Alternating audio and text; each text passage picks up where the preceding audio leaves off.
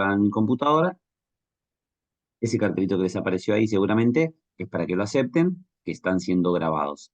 Todas las grabaciones del IURB no se comparten más que en las plataformas virtuales, así que quédense tranquilos. Y después de todo, es un espacio académico, así que no habría ningún problema con eso. Voy a compartir, permítanme un segundito nada más, iniciar este proceso de compartir algunas cuestiones y les voy a ir comentando unas situaciones que son súper importantes para arrancar con precisión la asignatura. Bueno, ahí estamos, ¿no? Por lo pronto van a ver la presentación del PPT y por el otro lado nos van a ver a Mayra, a Juan y a mí, que somos los que estamos en cámara. Los que vayan llegando o los que están por ahí, que fueron a buscar internet, vayan abriendo la cámara por lo menos y el micrófono, bueno, cuando deseen. Yo ya les hice una presentación en la parte de presentaciones, claramente. Bueno, mi nombre es Nahuel Luengo, yo lo voy a estar acompañando como docente en su camino. No sé cuántos seminarios, ahora después ustedes me van a comentar cómo van, si es que empezaron ahora. Puede que sea que alguno empiece recién en esta primera asignatura. Si es así, bienvenido, bienvenida. Va a ser un placer para nosotros acompañarlos.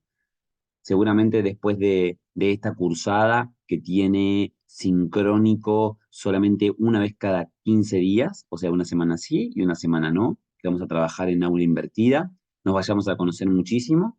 Y también comentarles que por decisión de la asignatura y por decisión de la directora de la universidad y por decisión de un grupo de docentes, tenemos la intención de que si bien no todo el mundo tiene la posibilidad por el horario de trabajo de estar acá, se ha buscado un horario en que se le facilite estar. No es placentero ni para un docente y entiendo que tampoco para un estudiante estar de 6 a 8, incluso a mí me toca elaboración de proyectos, por ahí con algunos de ustedes que también se haya notado, que es otra asignatura de la licenciatura, de 8:30 a 10:30. No es placentero ese horario de trabajo, ese es un horario que hay que dedicarlo a la familia, hay que dedicarlo a relajarse después de un día de trabajo, pero estamos haciendo un esfuerzo porque creemos que es importante que ustedes tengan el contacto con los docentes y con la asignatura. Entonces, lo que les pedimos es que seamos conscientes de que es un horario no convencional y que vengamos a clase.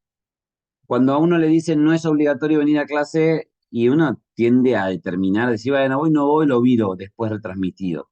Pero nunca va a ser igual de rico venir a clase, participar, aunque no se participe, darse a conocer, que su nombre esté ahí, que escriba en el chat buenos días, muchas gracias, o sea, son cosas maravillosas.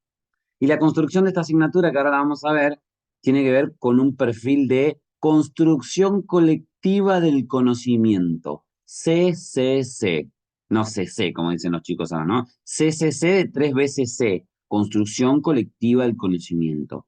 No es tan importante lo que Nahuel vaya a decir ahora de otros autores, porque mayoritariamente no hablo de juicios míos, sino de autores, filósofos, científicos, académicos y demás, sino más bien interesante fuera lo que ustedes consideran pertinente de lo que yo estoy hablando como transmisor o como mediador. Y ahí es que se arma realmente el producto de la asignatura. Esta asignatura, por sus características, es una asignatura compleja.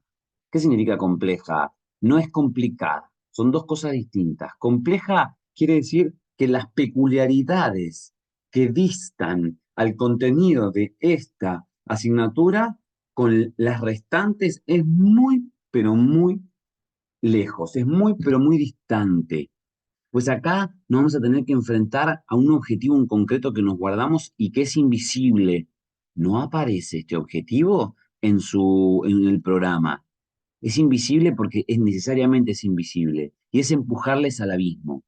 ¿Por qué empujarles al abismo? Porque ustedes ya vienen de teorías de la educación física, ustedes vienen de pedagogías, ustedes todos son profesores y profesoras y alguno más seguramente tendrá tecnicatura y alguno más tendrá otros anillos, otras titulaciones, que es maravilloso. Pero quizás lo que no hemos tenido nunca es una asignatura que me termine de cerrar y me termine de identificar. ¿Quién soy yo para con la educación física?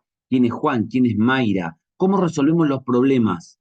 Yo cuento esto y posiblemente en otra asignatura también se los vaya a decir y recuérdenlo como algo gratificante porque es una historia muy linda de un niño que se orinaba en clase y que a mí me tocó ser su docente cuando no tenía cero experiencia, o sea, estaba en las prácticas siquiera, y no me había identificado con nada todavía. Yo soy deportista de alto rendimiento, lo soy desde los 12 años, me la pasé viajando toda mi adolescencia, toda mi juventud y ahora mi adultez, por suerte también. Entonces era como que para mí la educación física era deportes, era deporte, deporte, deporte, sin nunca importarme siquiera la parte de la educación, la parte de la transformación, la parte de la corporeidad. Y cuando me toca eso tenía sutiles 19 años, 20 años tendría, 19, 20 años, y me toca un chico que se llamaba Carlitos. Carlitos chiquitito, yo estudié en el Caribe, así que era un chico negrito, hermoso, picarón, que se subía a todos lados, había un árbol, se subía, un día estaba arriba del techo dando clase y estaba arriba del techo, imagínense una persona súper hiperkinética. Pero Carlitos tenía una característica muy, pero muy crucial, que era que no podía prestar atención a nada. Y en ese proceso de no poder prestar atención a nada, terminaba haciendo por su hiperquinesis lo que deseaba y nunca lograba conectar y nosotros tampoco lográbamos conectar con ellos. Con cero experiencia, imagínense que mucho más, ¿no? Desde mi parte como profesional.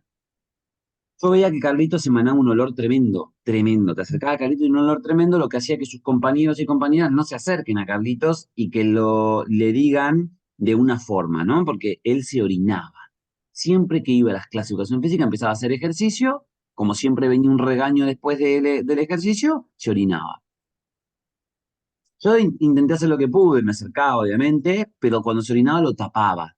Primer gesto que uno hace, viste, de cuidar al otro, me ponía atrás de él, lo tapaba, lo llevaba al baño, le daba la muda de ropa que la madre mandaba, o el padre mandaba, o el tutor, y se cambiaba Carlito y volvía. Y resulta ser que me pasé todo el trimestre así, que era un trimestre nada más, ¿no? De los 3 trimestres que había en ese país. Con el tiempo siempre pensé en ese ejercicio, ¿no? De cómo yo lo tapaba y demás. Y pasé un día por la escuela, cuando yo ya me había graduado, estaba haciendo la maestría en ese mismo país, habían pasado 5 años, y pregunté por Carlitos, ¿no? Y me atendió una psicopedagoga y me dijo, usted está preguntando por el caso, pim, pam, pum, dice, bueno, sí, no, ese chico no está más escolarizado, me dice, después de, creo que cuarto, quinto grado de la primaria, dejó de venir a la escuela. Y hasta el día de hoy que yo me pregunto, ¿no? Y mirá cómo se me ponen los ojos, un negro divino, un chico hermoso, que seguramente terminó de dejar porque nosotros no estuvimos a la altura. Y cuando uno dice no estuvimos a la altura, quiere decir de que no estamos preparados para resolver los problemas de la sociedad que nos convocan. Y un educador físico no es solo una persona que va, touch and go, llega, da su clase y se va. Un educador físico tiene que tener compromiso, compromiso social, humano, solidario, tiene que emanar cultura axiológica, dignidad, porque uno no va a ser más bueno porque le diga, Carlito sé bueno, fulanito sé bueno, ustedes no son buenos porque mamá y papá nos decían, che, sos bueno, ni tampoco somos lindos o nos queremos lindos porque nos dijeron lindo. Nosotros somos lo que nos dieron, pero también lo que no nos dieron. Y entonces el ejemplo es la conformación más loable. ¿De qué sirve, por ejemplo, yo que soy un fanático de las evaluaciones, de qué sirve que hable tanto de que las evaluaciones son malas, que estamos en crisis y todo, cuando yo les hago un multiple choice al final? Y cuando alguien se tiene que sacar 5 no se lo pongo porque digo, bueno, es un 7 vino todas las clases. El ejemplo es lo que realmente te llega, ¿no? Porque las palabras, al fin y al cabo, se lo puede llegar a llevar el viento sin ningún tipo de problema. Entonces, ¿qué caramba es epistemología? ¿Por qué estamos acá? ¿Qué nos convoca? Nos convoca el miedo, nos convoca el placer. El placer y el miedo son dos cosas maravillosas. El miedo porque te permite reencontrarte con aquellas cosas que sabes que van a ser difíciles. Porque si vos todo el tiempo vas al cine y no te va a dar miedo, ¿no? Es un estado de confort. Pero si un día agarrás una tirolesa y decís, che, me voy a tirar por 100 metros una tirolesa, decís, ah, papá, ¿qué me va a pasar en ese trayecto? Cuando vas y te agarrás y decís, cierro los ojos, grito, abro los ojos, filmo con una mano, me animo a soltarme que tengo el arnés. ¿Cuántas cosas pensás porque no lo viviste? Y esto es algo que ustedes no vivieron. Más allá que hablemos de muchos autores que conozcan, no lo vivieron y estoy seguro porque preparamos una asignatura para que a ustedes les genere esa sensación de rispidez, esa sensación de agridulce, que te vas como que estuviste en una clase de 2 horas de habla, porque mayoritariamente van a ser conferencias, tristemente, porque no nos podemos ver para hacer otro tipo de trabajo, y ustedes van a observar de que, wow, qué interesante, pero no entendí nada. ¿Y qué es la idea? La idea es que con la vergüenza nuestra, con la tuya, con la mía, con la de nosotros y nosotras, podamos hacer un futuro mejor. Un futuro mejor para quienes más lo necesiten, que son nuestras niñas, nuestros niños, nuestros adolescentes, nuestros grupos minoritarios, las personas con capacidades diferentes, nuestros deportistas.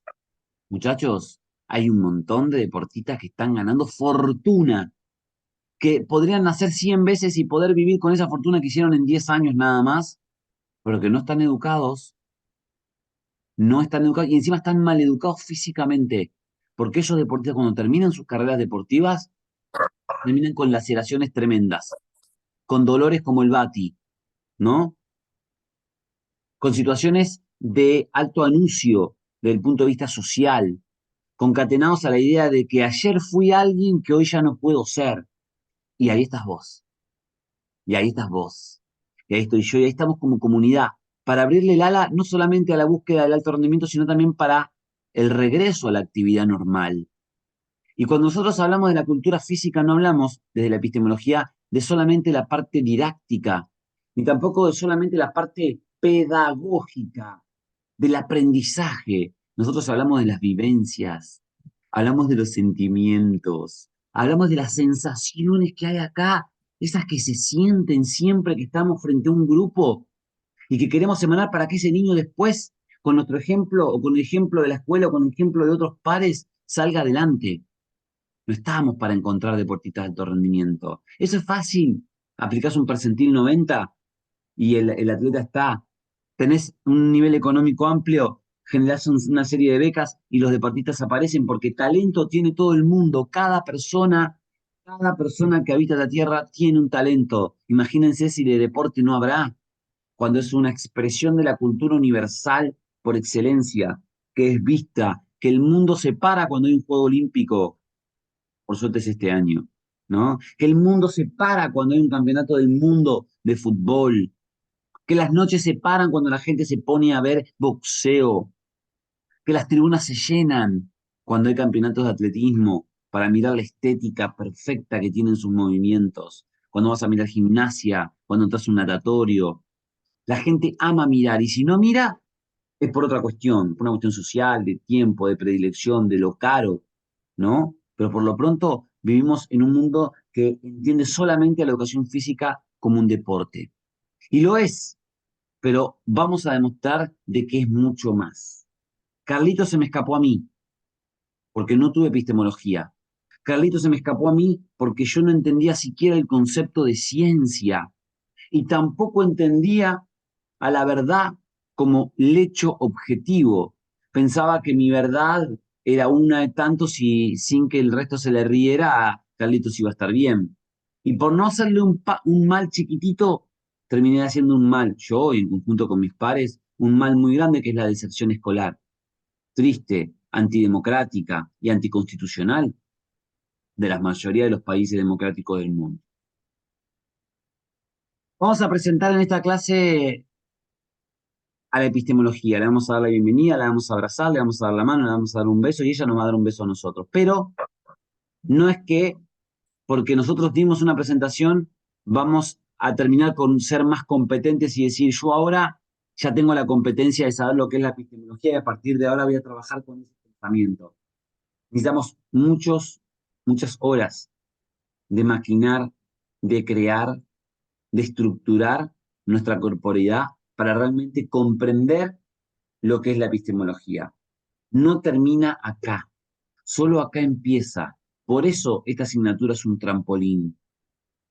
Y es un trampolín tan pero tan hermoso, créanme chicos y chicas, que obviamente va a depender de ustedes, pero es un trampolín tan pero tan hermoso que doy muchas asignaturas, pero a los que le doy epistemología, cuando pasan por los pasillos se quedan escuchando de vuelta la clase, porque es asombrosa.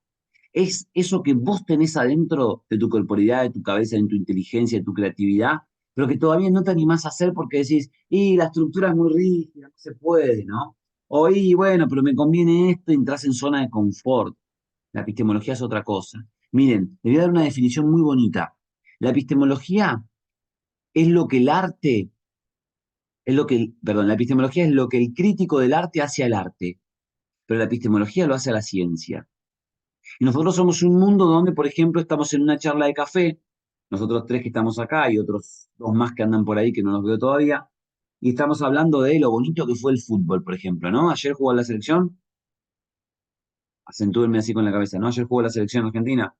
Bueno, estuvo, ¿cómo salió? Yo porque no lo pude, estaba en clase, ¿cómo salió?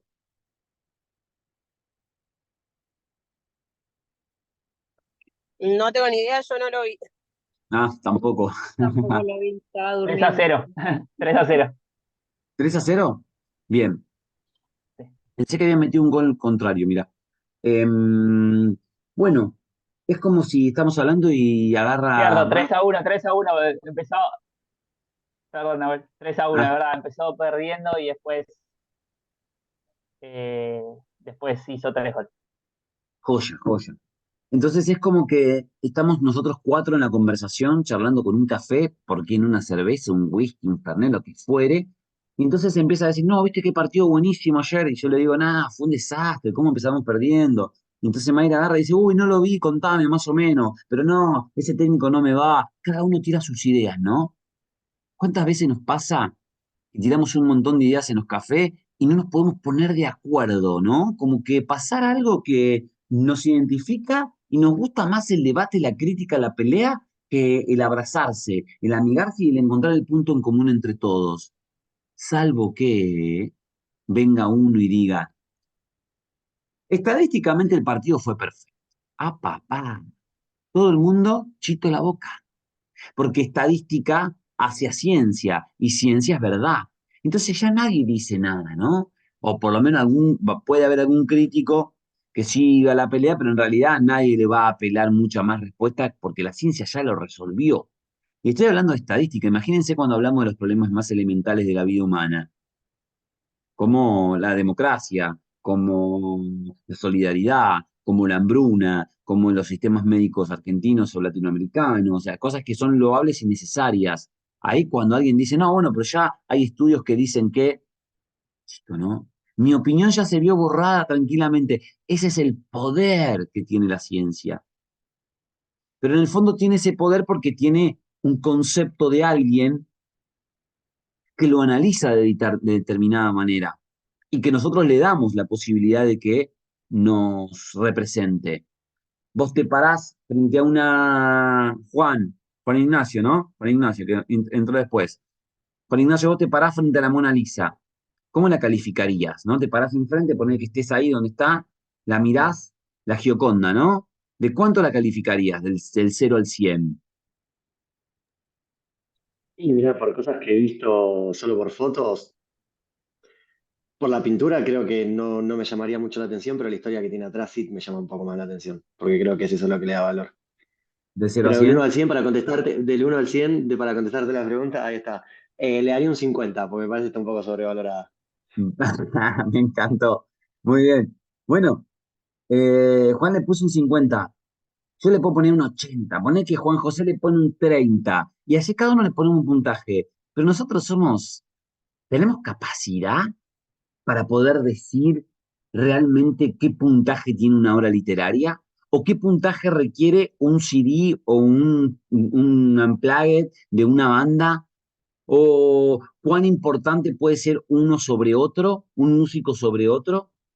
Es difícil, ¿no? Quedan en verdades subjetivas, porque para Juan está sobrevalorada, para mí está infravalorada, y por ahí para Juan José es perfecta y le pone 100, ¿no? Ahora, el crítico del arte va a venir, va a mirar y te va a decir, mira, esto es un 73 o un 99. Pero cuando empiece a hablar, no hay chance a que le entendamos de qué está hablando. Te va a hablar del lienzo, te va a hablar de la pintura, te va a hablar de la cultura del momento, te va a hablar del año en el que fue, te va a hablar del magenta, el cian, te va a hablar de la opacidad, te va a hablar de tantas cosas que nosotros no sabemos porque no somos críticos de arte, incluso mucho menos de pintura, ¿no? Entonces, la epistemología es lo que el crítico del arte al arte. El epistemólogo hace a la ciencia, ciencia. Porque cuando vos analizás las cosas desde el mismo lugar, no hay más espacio que el de confrontar o darte la mano, con o sin razón. Cuando vos ves desde arriba la cuestión y mirás para abajo, estás viendo desde otro lugar. Pero cuidado, cuando digo arriba también digo abajo. Mejor digo arriba porque piramidalmente se entiende como mejor, ¿no? Y yo le voy a hacer otro recurso, utilizar.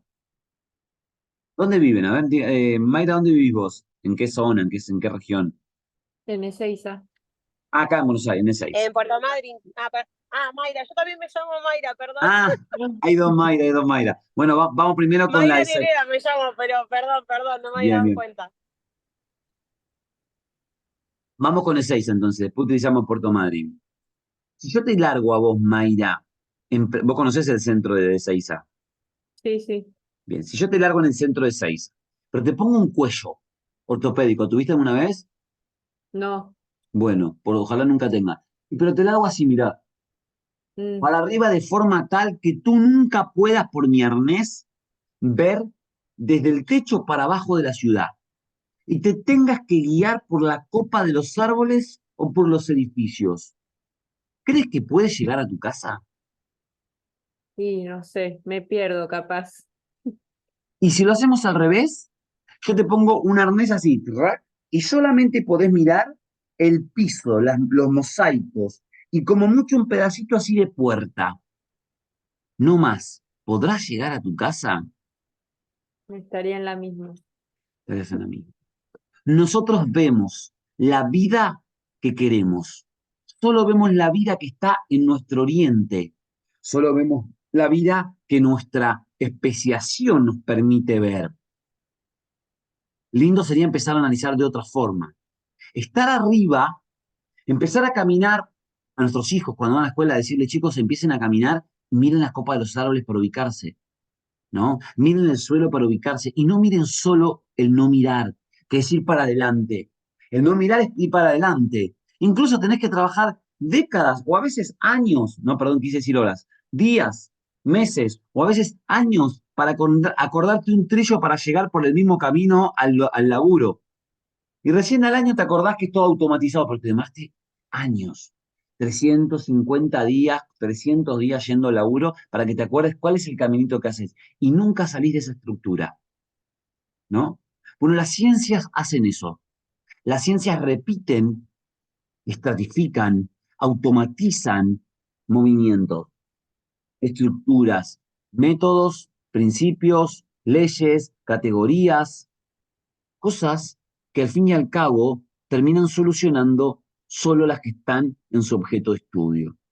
Pero ¿qué pasa con aquellos otros objetos de estudio que no tienen que ver con esa ciencia? La trabaja otra ciencia, ¿o no? Si nosotros decimos, acá hay un problema X, viene la matemática, la ve de atrás y dice que yo podría resolver esto, pero no está dentro de mi objeto de estudio. Viene la química y dice, yo podría esto y no. Y hay un montón de problemas que la ciencia y las ciencias no pueden solucionar. Incluso te diría que la mayoría de los problemas más importantes pareciera que la ciencia no lo puede solucionar.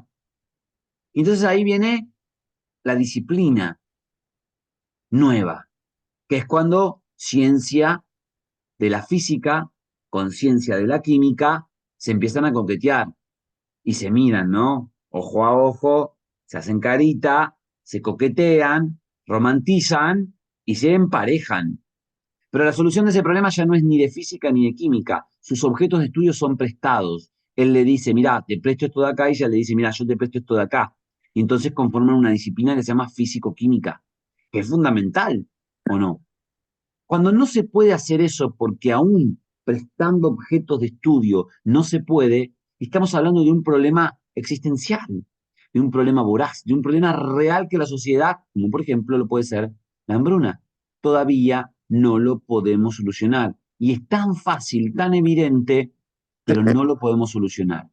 Y entonces ahí, para interpelar, para hablar, para hacer una filosofía de la ciencia, entra la epistemología que mira desde arriba, pero cuando mira para abajo tiene un espejo que le permite mirarse a sí mismo y mirar a todos desde otro horizonte, reconstruyendo la importancia categórica, objetiva, de si esto es o no es ciencia. de si esto es o no el camino. Para vos trabajar, esto sí es un aspecto muy personal, ¿no? Lo que yo pienso. Para vos trabajar desde la epistemología necesitas salir del escollo de tu cultura y no pensar en lo que vos te criaste siendo. Tenés que tratar de mirar de otra forma, porque con tu sola forma se dio cuenta de que no pudiste. Si no, la matemática lo hubiera resuelto. Si no, la ciencia del entrenamiento deportivo lo hubieran resuelto. Pregunto en cosas, ¿no? El desentrenamiento como hecho de cargas regresivas que le permite una incorporación a la vida real de los deportistas es algo que el resultado competitivo y el objeto de estudio del rendimiento deportivo, que es uno de los pantos que tiene la educación física, aunque no tan definidos, no lo pudo solucionar. La mayoría de los libros de entrenamiento deportivo trabajan en talento, trabajan en cómo llegar al alto rendimiento. Pocos trabajan de cómo mantenerlo y son escasos los que trabajan en cómo regresar a la vida que vos eras antes. Y que eso es más importante porque en el alto rendimiento a lo sumo estás 10 años, 20, ponele, bueno, dale, 30 años, pero vos vas a vivir 100, querido. Vas a vivir 100 años, o sea que el 30% de tu vida nada más fue el alto rendimiento. Y los otros 70 años de tu vida, 10 ya pasaste porque arrancaste a los 10 en la escuelita, y los otros 60 años, ¿qué vas a hacer? ¿Vas a vivir colgado de cuadros, de medallas, de trofeos, de dar conferencias de lo que fuiste y ya nunca más serás? Porque sos viejo. Digo, porque a partir de ahora empezamos a morir lentamente, ¿no? Biológica, químicamente. Eso es la epistemología, muchachos. La epistemología hace lo que el crítico del arte al arte. Y nosotros tenemos que ser científicos para aprender la epistemología. Aunque nuestra ciencia no sea tan ciencia y sea más una disciplina, tenemos que empezar a pensar como ciencia. Y en ese sentido, hay un montón de elementos que vamos a tener que perder para poder analizar como ciencia. Y la primera es la cultura. Ahora yo entonces le invito a Mayra, que no hablé con ella todavía, no Mayra Jiménez, sino la Mayra de Tierra del Fuego, ¿era? De Puerto Madryn, ¿está por ahí?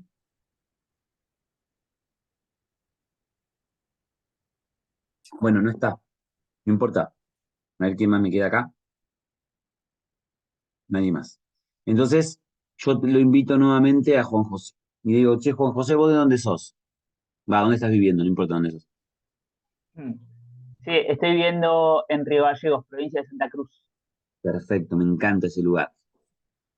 Y yo te invito a tomar mate a casa. Te digo, che, ya que te venís a Buenos Aires, venite a casa, tomamos unos mates y charlamos de tu tesis, ¿no? Vos estás por entrar a mi casa y hagan el ejercicio mental el resto de los que aquí también están. Cuando yo te abro la puerta, lo primero que mirás para abajo y ves que yo no tengo zapatillas. Ves que salen mis dos gurises sin zapatilla. Y ves que mi señora está sin zapatilla. Y ves que yo te hago así, como diciendo, te miro la zapatilla. No te digo nada, ¿vos qué haces?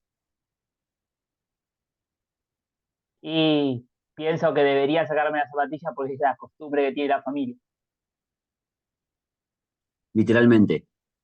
¿Te la sacás? ¿Te la sacarías, por ejemplo? Pues posta, posta. Para entrar a mi casa a tomar mates. Yo creo que sí, yo creo Sí, que sí.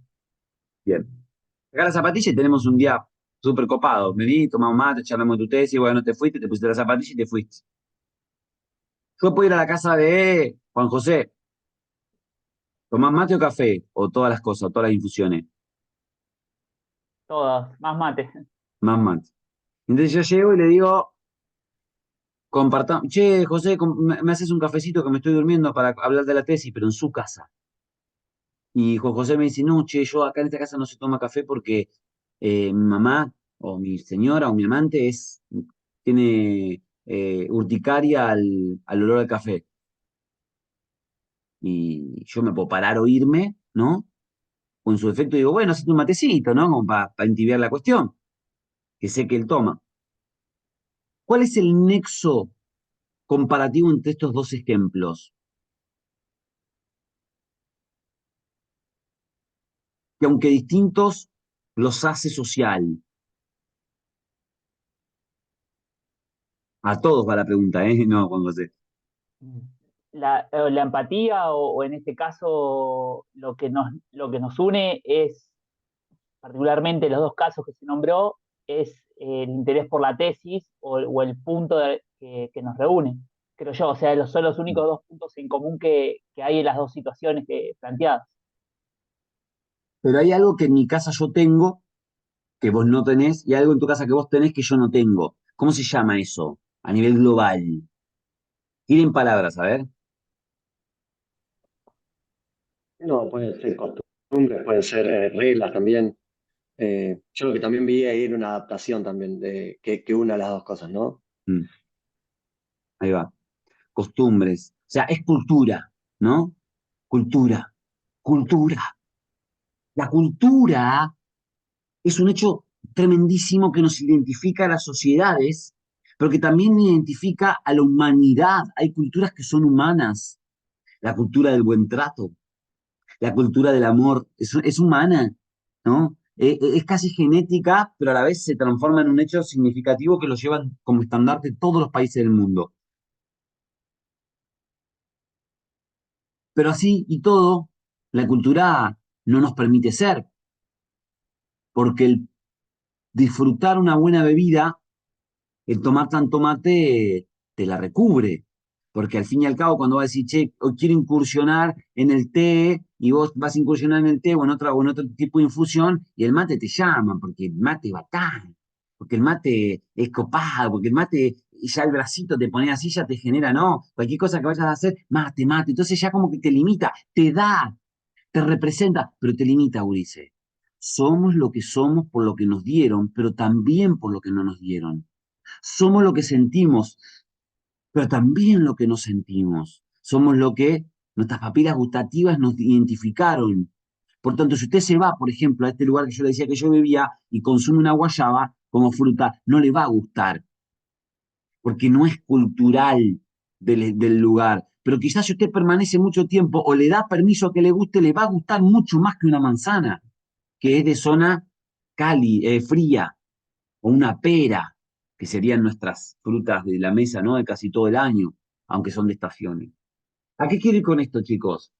Que a la ciencia, como le ha hecho muy bien la cultura, también le ha hecho muy mal, mucho daño.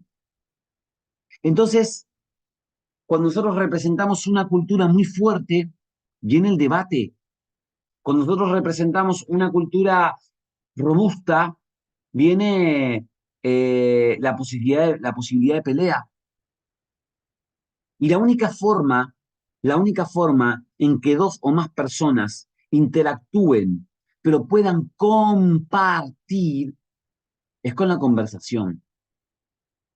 Porque en el debate, yo digo que el partido fue malo, y Juan José me dice que fue maravilloso. Y yo ya estoy empoderado culturalmente por el cual digo que está malo. No me gusta Scaloni, me gusta Messi, Di María me cae mal, ¿no? No me gusta jugar con centro, no me gusta el carrilero, me hubiera gustado que pongan al perrito Barrios, ¿no? Entonces, cada uno con lo mío, yo nunca voy a soportar ese equipo, por más que gane el día cero y me haga campeón del mundo, voy a seguir diciendo, porque estoy empoderado en esto. Y por ahí Juan al revés. El tipo está fanatizado con la escaloneta, con su equipo, con la finalísima, con esto, con lo otro, y entonces termina diciendo, fue maravilloso, y más si ganaste. Y si no hubiera ganado, igual va a seguir defendiendo. No hay posibilidad de intercambio alguno sostenible que me permita a mí incorporar algo de lo que Juan emana. Y viceversa tampoco. No estamos preparados como sociedad para conversar. Las ciencias no están preparadas para conversar. ¿Por qué?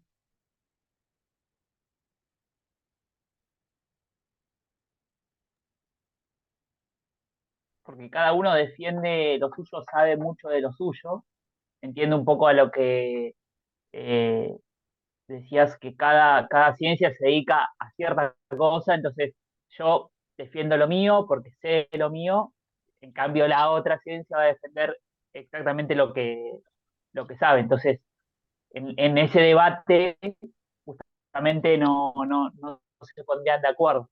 Que creo que hay una diferencia entre debatir y conversar, como se está planteando. Ajá. ¿Algún otro criterio?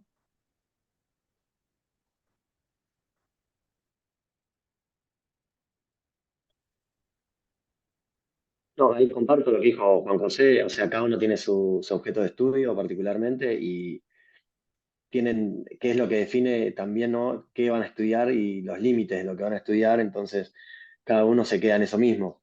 Entonces, no voy a opinar, no voy a hablar de algo que no me interesa, también es por esto mismo no se pueden quizás poner de acuerdo, ¿no? Cada uno le importancia una cosa. O sea, en otras palabras, cada ciencia, cada disciplina, cada investigador, cada investigadora, cada asignatura, me incluyo, cada universidad, cada región tiene su cultura. ¿Y quién caramba se va a querer poner a tomar una infusión distinta al mate? Es muy difícil. Como también fuera muy difícil que prolifere el mate en Costa Rica, en República Dominicana, en Colombia, donde ya tienen su infusión, ya la respetan. Y el paralelo que yo hago con la sociedad es para entendernos, ¿no? Porque la epistemología también hace a las personas. Sin personas no hay ciencia. Sin ciencia no hay epistemología. Sin epistemología no hay transformación de la sociedad. Y mucho menos para los intereses de las mayorías. Entonces tenemos que aprender a conversar. Pero ¿cómo se conversa? Conversaciones del extremo sur, ¿lo ven abajo el loguito? ¿Lo ven? Eso lo hacemos nosotros ahí cerca de los compañeros. Es un proyecto que tiene ya casi 20 años y que nos vamos bien al sur, bien al sur, ese sur tan sur que es impenetrable, ¿no? A conversar. Y nos vamos hasta ahí porque en el hielo, adentro de un buque, yo no te puedo decir sácate la zapatilla. Ni tampoco me puedes decir tómate un café. Ahí todos tenemos que debatir, todos tenemos que transformarnos, todos tenemos que pensarnos y decir, che, ¿nos conviene con zapatillas? Y si nos conviene a todos, o quizás no, nos conviene a unos sí y a otros no, pero respetarnos como tal y preparar el piso de forma tal que todos podamos andar como queramos. Cuando vamos a un lugar que no tiene cultura, no hace falta el respeto.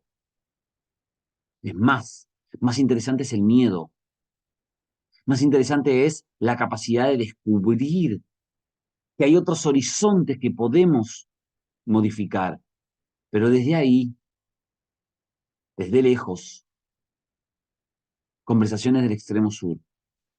Una de las grandes cosas loables que ha hecho los estudios de la complejidad y desintegración de saberes en nuestro país. Pero como les digo eso, también les digo otra cosa.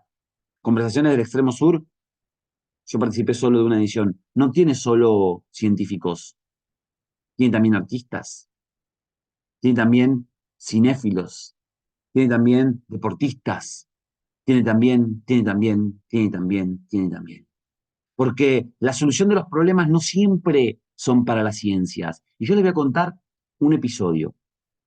Estados Unidos, 1920, cuna del cine, no existía la tele, existía la radio y existían las películas. Hacer una película a veces era de 2 años. Hoy Netflix te tira una saga de 12 películas, que en realidad es una serie, pero son 12 películas de 1 hora y pico, en 5 meses. Antes demoraban 2 años en hacer una película de 1 hora 30 o de 3 horas. Había muchas películas, incluso muchas de las películas que se proyectaban en Estados Unidos casualmente eran argentinas. ¿Mm? Muy buenas, cine argentino tenemos sobre todo en la época del 40 y del 50. Y también hacía mucho calor, no en todas las zonas, pero en muchas zonas hacía mucho calor y se consumía después del cine mucho helado. ¿Mm? ¿Hasta ahí estamos? ¿Me siguen? Y el helado ahora tiene un envoltorio, pero en su momento no tenía un envoltorio, se daba en un papel. Papel cartón, ¿lo conocen? El papel cartoncito, como este cosito que yo tengo acá, una galletita, se lo ponía adentro y el papelito estaba acá. La gente bacana comía el helado mientras iba caminando, charlando del cine, ¿y qué hacía con el papel? Lo tiraba. A veces lo tiraban los tachitos de basura, perfecto, pero a veces eran muchos y muchos la cantidad de personas que consumía helado. Entonces esos papeles ¿a dónde iban a parar? Al piso. El dueño de la heladería, porque cada papel tenía su empresa, el logo de su empresa, tuvo un montón de multas. Y todo lo que ganaba, como buen sistema capitalista, lo terminaba pagando en multas. Entonces, preocupado por eso, llamó a un montón de investigadores, fue a la universidad a preguntarle qué puedo hacer, cómo puedo hacer, qué atención, qué le puedo dar a la persona para que se siente y no se pare y vaya comiendo, que es lo que yo no quiero. Si yo prohíbo de que no coman, no me compran, entonces lo tengo que dar igual. ¿Qué soporte le puedo dar que no lo tiren? Y no lo solucionaron. Pasó un año, pasó 2 años, y una madrugada, el dueño, que tiene nombre y yo no lo menciono porque no lo conozco y no me parece que es irrelevante, sale una madrugada a limpiar la heladería centro de las 20 que tenía en todo el país y ve que viene un barrendero dándole con el, ¿no? Barriendo. Track, viene barriendo la calle, la vereda, hasta la esquina, para embolsar eso, en bolsas en ese momento de cartón y llevar y tirarlo arriba de un container. Al momento que pasa, se hacen contacto visual, se miran, y el dueño, medio como que lo asiente como diciendo, perdóname, y le dice, no sé cómo hacer, la verdad no sé cómo hacer. Tengo multas increíbles, estoy pagando porque no sé cómo solucionar el problema, le dice. Y el barrendero, que para nuestra cultura está considerado como una persona con escasa formación, aunque pueda haber sus excepciones, ¿no? Está considerado como un trabajo que por suerte se paga mucho porque no lo quiere hacer nadie. Le dice, es muy fácil, señor, hágale una galletita que cuando se termine el helado, la gente también se lo pueda comer. Y solucionó el problema de 10 años de papeles en el piso. Y nació el cucurucho. Entonces, cada uno sacará su reflexión. No solo la ciencia es la única que nos permite solucionar los problemas. Hay que escuchar a los otros y a las otras.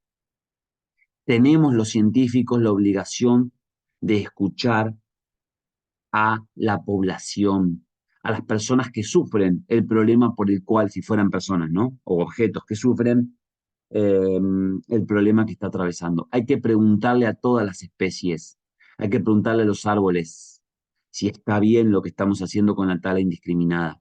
Hay que preguntarle a los picos de nieve si está bien lo que estamos haciendo con las erosillas y con el turismo de nieve. Hay que preguntarle a los ríos si está bien lo que estamos haciendo y hay formas de comunicarse con el resto de las especies, que no es nuestro lenguaje de código ni de comunicación, pero para eso tenemos que conversar y tenemos que escucharle.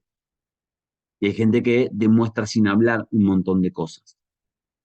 Nosotros habíamos hecho otro ejemplo claro que me gustaría darles, habíamos hecho un esfuerzo muy grande para que se cambiara la evaluación de una universidad muy grande, nacional, en la que trabajaba, para que se cambiara el sistema educativo de la evaluación.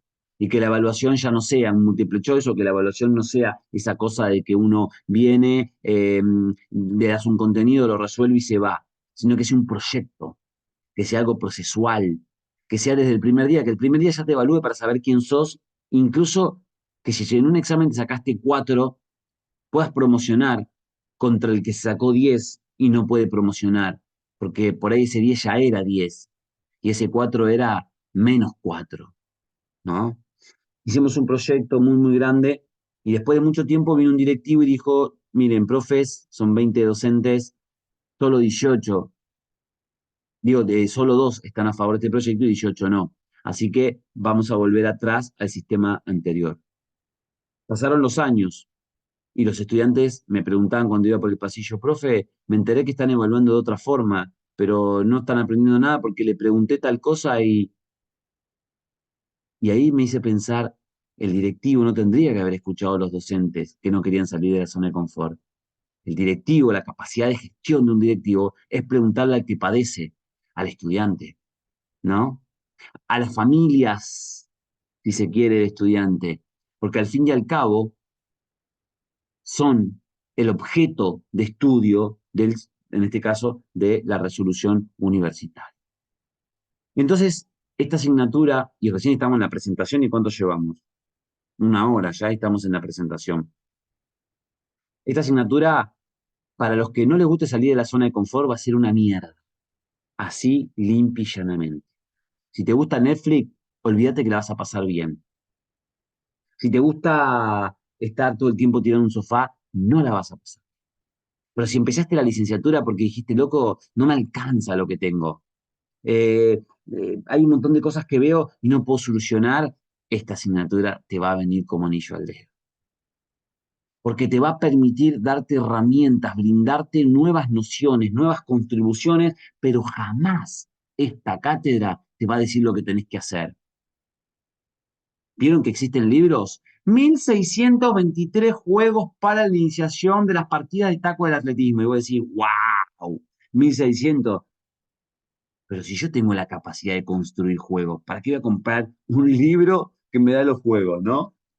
1000 formas para hacer reír en un hecho de recreación con tercera edad. Y decir, pero si a mí me educaron para eso, para hacer esos ejercicios.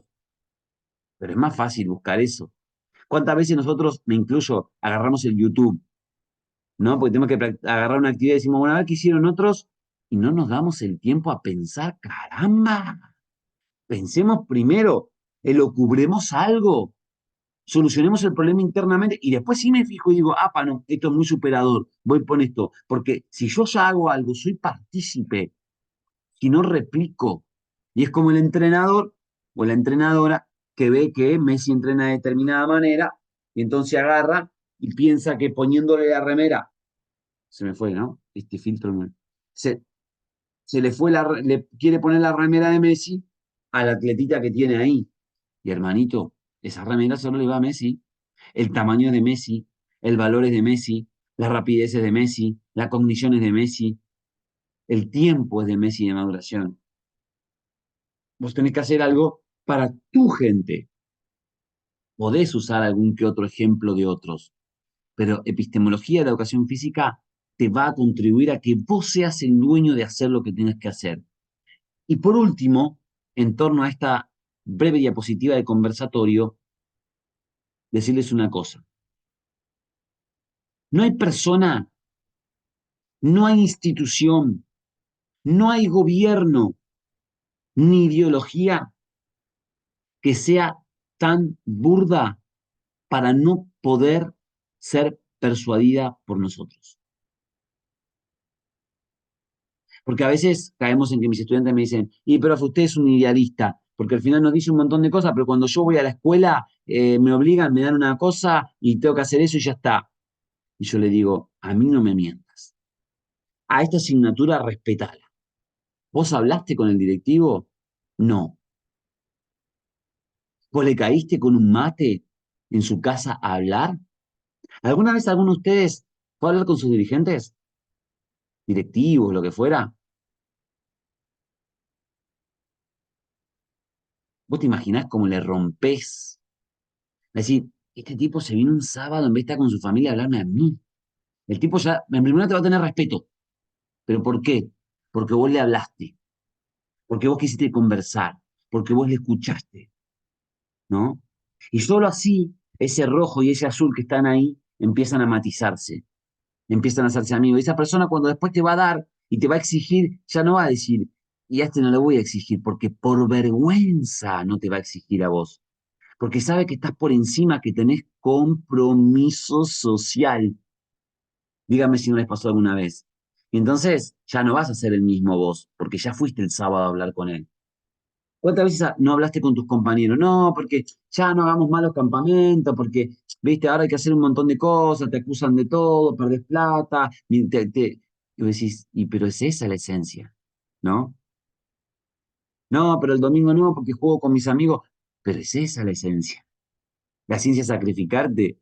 La esencia es usar un momento de tu vida para seguir repensando la lógica, como lo están haciendo ustedes, queriendo hacer una licenciatura en educación física y después una maestría y después un doctorado, lo sé y lo vengo diciendo hace mucho tiempo y los chicos me demuestran eso. Hace 10 años yo ya daba esta asignatura. Y los pibes que pasaron por acá, la mayoría ya tienen un nivel de educación superior, ya han hecho sus posgrados y ustedes van a seguir. ¿Por qué? Porque tenemos compromiso social. Porque no nos basta, nunca nos basta, siempre estamos queriendo mejorarnos, por eso estamos acá. Y epistemología te va a dar un montón de competencias para que podamos en conjunto recrear y repensar una nueva estrategia para eh, nuestros queridos estudiantes, nuestros queridos atletas, nuestros queridos gerontes. ¿Alguien quiere hacer alguna reflexión antes de empezar la clase de contenido?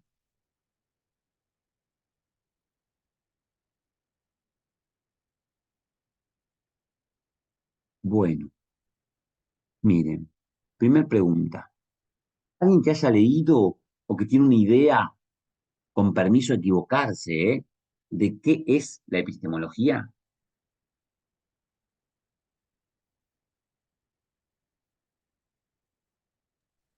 Bueno, con permiso de equivocarme, leí cuánto asimilé la lectura un poquito, no lo sé, pero particularmente diría que, y dado lo hablado, que la epistemología es esto, el estudio de la ciencia, ¿no? Eh, Ujú, y definir, y lo que define a las ciencias también. total. Porque esa es una visión que dice Juan. Juan o Ignacio te dicen, o Juan Ignacio. Me dicen Juani, así que Juan, Juani está bien. bien, bien. Juan está bien. Juan, lo que dice Juan está buenísimo, porque en el mundo occidental, para consolidar lo que es una cosa en torno a la cosificación filosófica, siempre vamos a la etimología de la cuestión, ¿no? Entonces leemos episteme y leemos logia y decimos estudio, ¿no? Del conocimiento, estudio de la ciencia. Pero eso está bien, es una primera aproximación. Pero, ¿qué más es la epistemología? ¿Qué más es, aparte de eso, la epistemología? Es un posicionamiento frente a las lógicas. Estudia o pone en duda esas lógicas que ya están impuestas. Ujú. Pero no a todas las lógicas, a las científicas, Mm, ¿no? Porque para lo otro está la nociología, que sí. también es muy interesante, pero que no nos importa a nosotros, hoy, no nos convoca.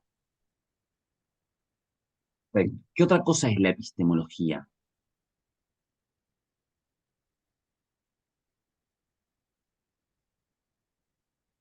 ¿Alguien tiene algo más que cree que es?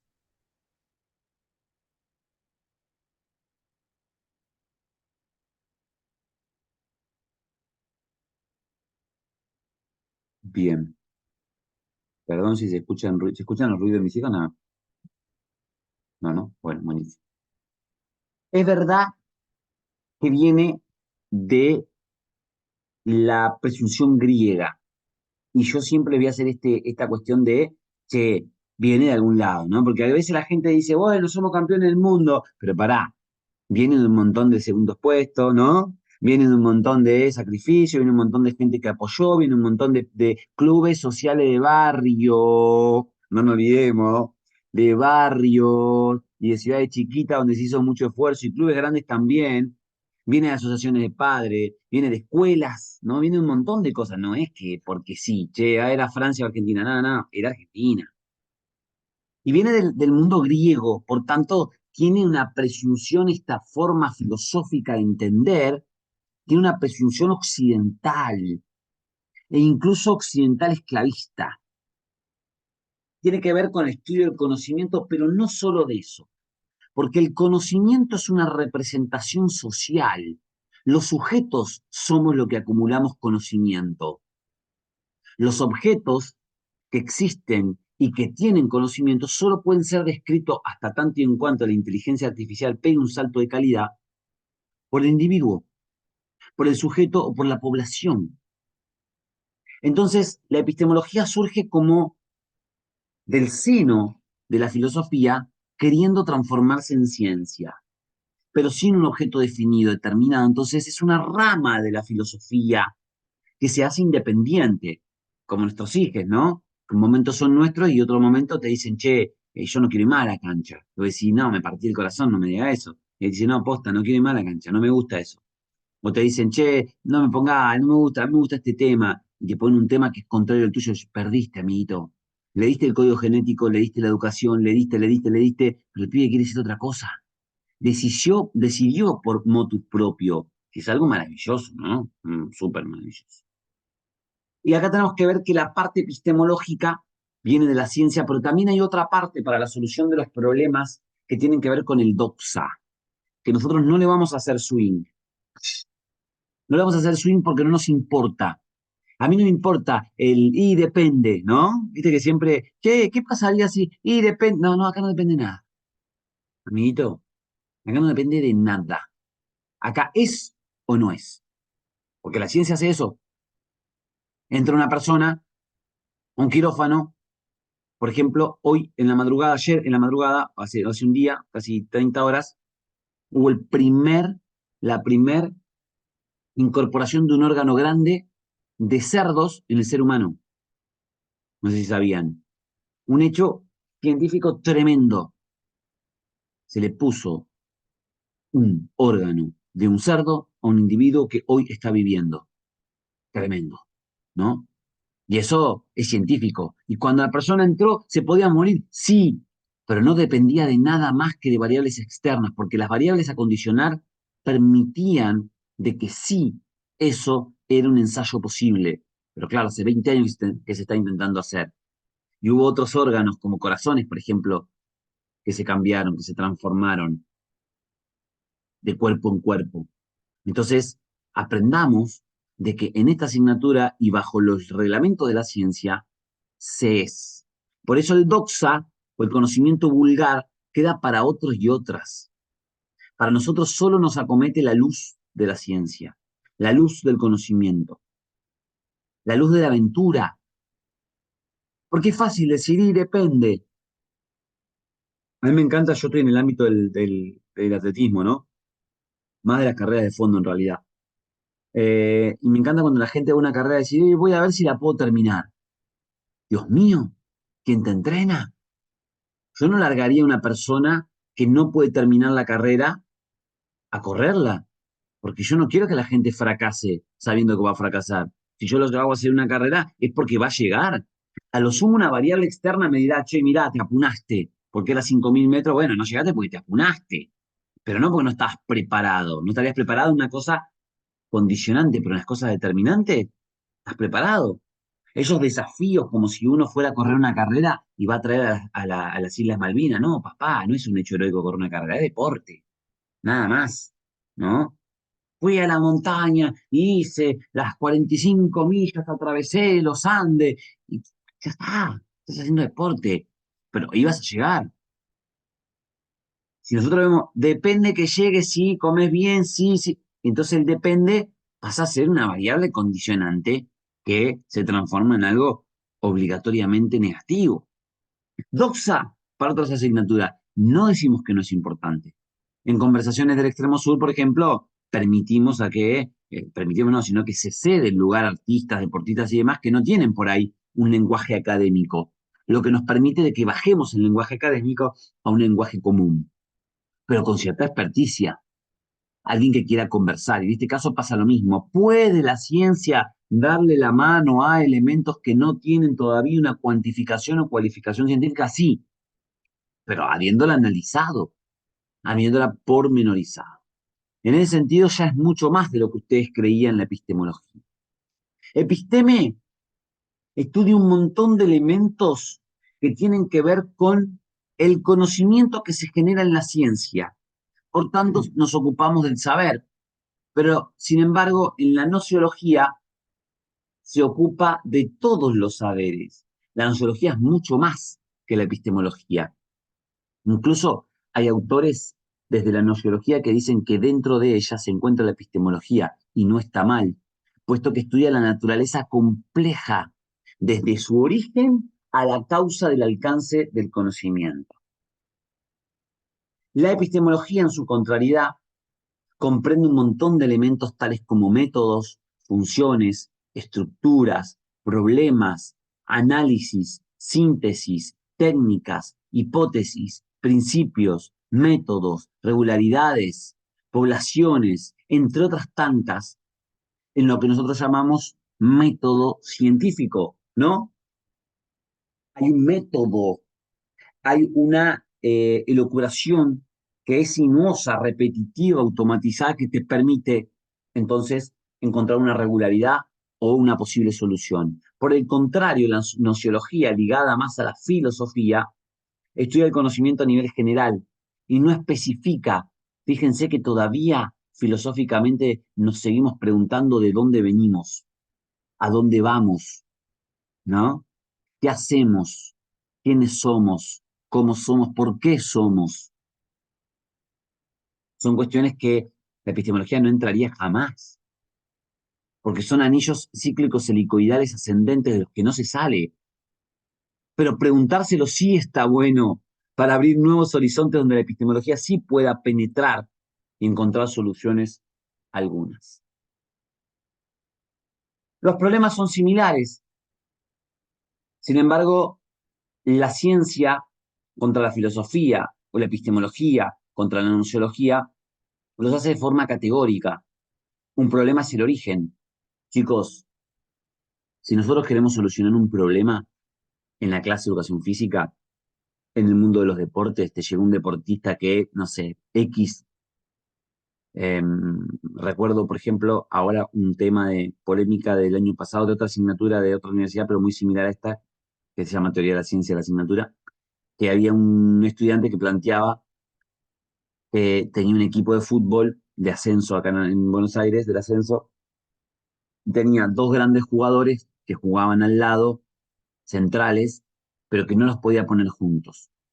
Y ese era el problema a resolver. Él quería resolver de que esas personas se integren y trabajen, y cada vez que hacía una actividad con psicólogo, con esto, con lo otro, psicopedagogo, con conocedores expertos, nunca tenía resultado.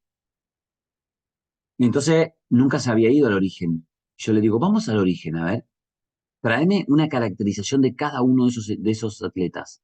Y me trajo una caracterización, nombre, dónde nació, dónde vivían, en qué año, cuáles eran las fechas de nacimiento, todo lo que uno puede traer como caracterización.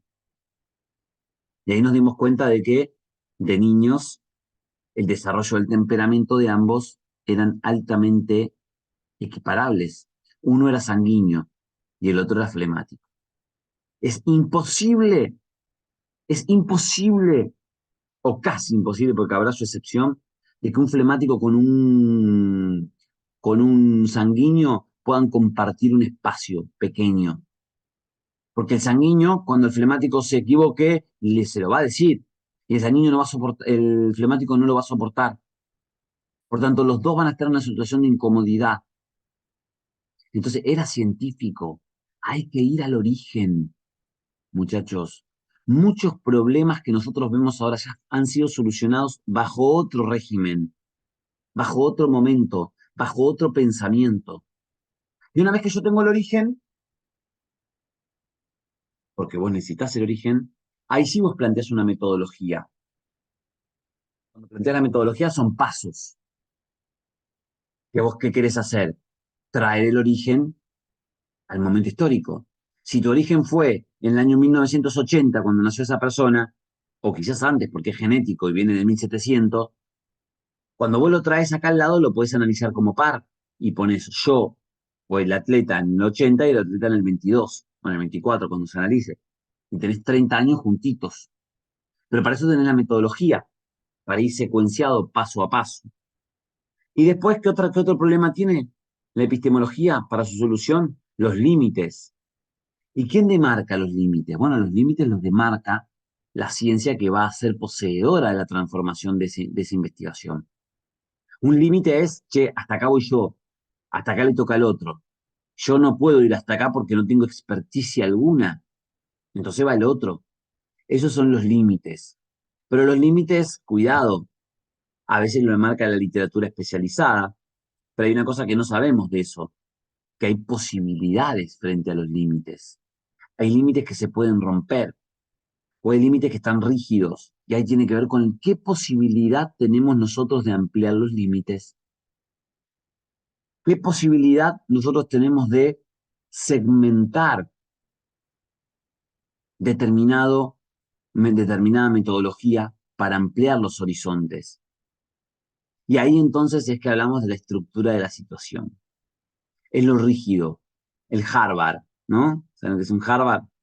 Es el corazón, es la morfología del corazón, la estructura.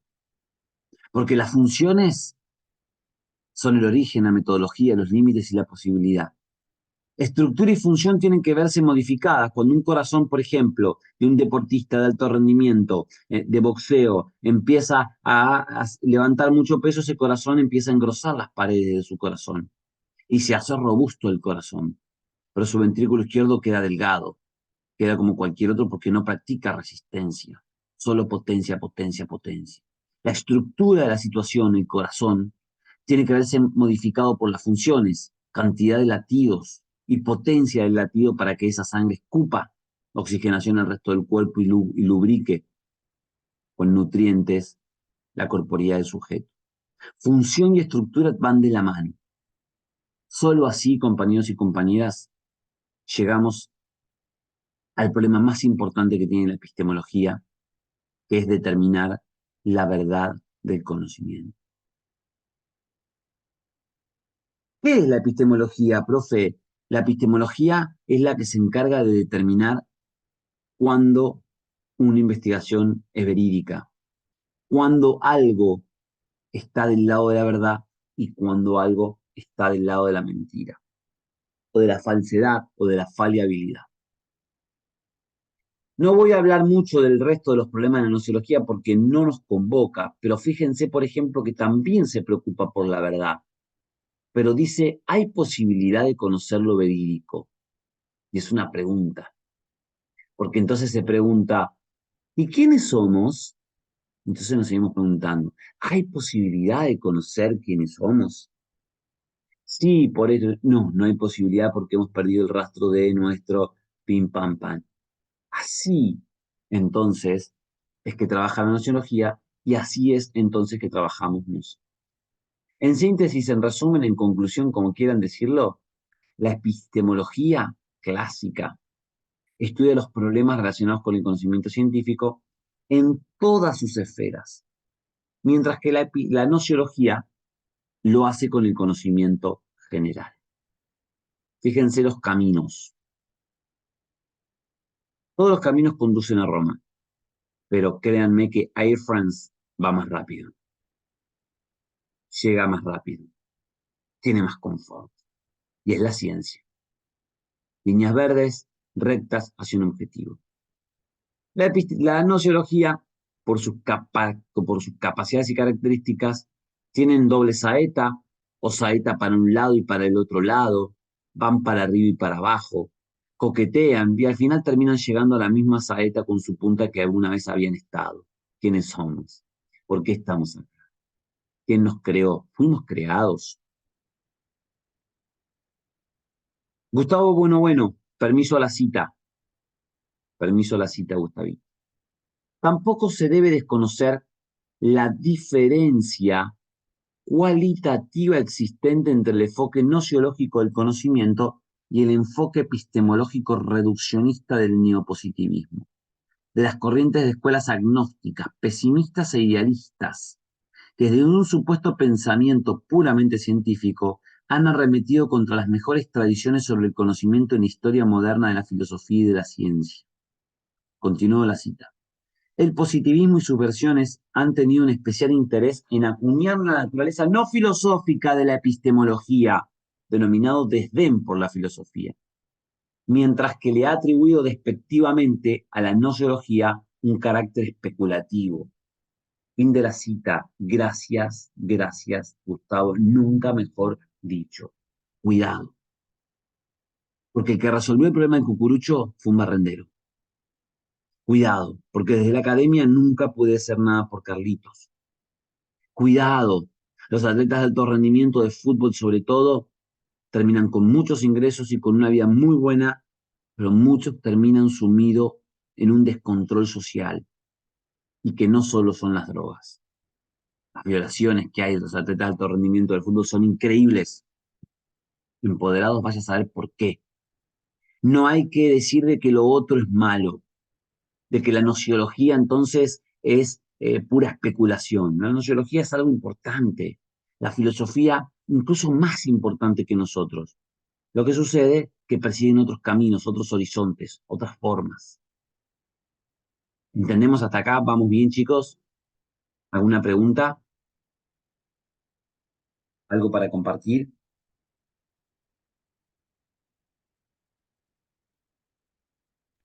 La tesis de No, Federico. a ver. Escucho, te escucho. Perdón. Dale, dale, dale. No, a mí me parece interesante, a ver, a veces uno lo ve muchas veces, como a veces del lado de la ciencia se habla de una cosa y porque la ciencia lo dice, ¿no? Como este criterio de autoridad muchas veces y se desconoce quizás un criterio que fue heredado también, ¿no? Como saberes comunes o remedios comunes o no sé cómo ahora en este momento cómo explicártelo, pero a ver, vamos a correr, ¿no? Quizás hay muchos que te dicen, bueno, hay que usar estas zapatillas para correr mejor porque está demostrado que se corre más rápido con estas zapatillas, pero no estamos hechos para caminar con eso. Entonces estamos obviando quizás algo para lo que estamos hechos solo porque la ciencia hoy nos dice que con esas zapatillas vamos a correr más rápido. Entonces hay muchas veces que, eh, nada, que mismo la ciencia nos juega en contra, por así decirlo, desde mi punto de vista. Cuando la ponderamos solamente por ser ciencia y no la ponemos también a un ojo crítico. Sí. Pero yo me animo, si me permitís, Juani, a decirte que en realidad no es la ciencia. Porque la ciencia es una herramienta. Ahí en ese caso son los científicos, que Tienes razón. manipulan, porque los científicos, o sea, la ciencia también es un hecho de guerra.